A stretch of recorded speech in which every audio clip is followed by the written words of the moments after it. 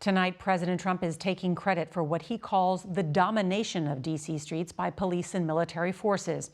Earlier, he made another visit to a prominent place of worship and for a second straight day drew a sharp rebuke from religious leaders. CBS's Paula Reid is at the White House tonight. Paula?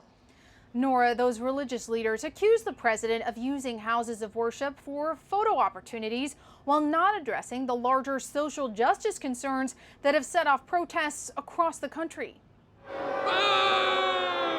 President Trump was met with more protests on his only outing of the day to a Washington shrine honoring Pope John Paul II.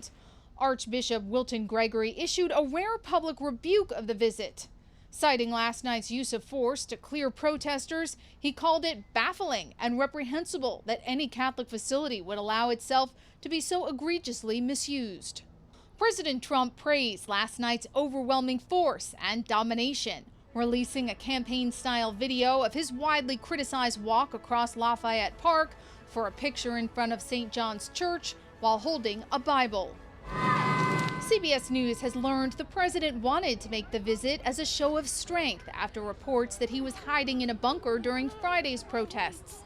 Attorney General Bill Barr, who was seen inspecting the police line, helped devise the plan. Today, the Reverend George Gilbert stood in the same spot and blasted the removal of demonstrators using stun guns, pepper balls, and smoke canisters. We stand today outraged with President Trump's use of the military against peaceful protesters. Former Democratic presidential contender Cory Booker said he was sorry he wasn't there. If Donald Trump wants to gas someone next time, start right here. If he wants to shoot somebody with our federal officials with rubber bullets, start right here. The president has flooded Washington, D.C. with over 2,500 National Guard to bolster security around the White House. And the administration is considering deploying additional resources to states like Oregon, where they feel the protests have not been adequately controlled. According to the New York Times, the Justice Department considered taking over the D.C. Police Department, but did not follow through. Several hundred active duty military personnel called up by the president are staging outside the city. Today, former President George W. Bush issued his first comments on the death of George Floyd.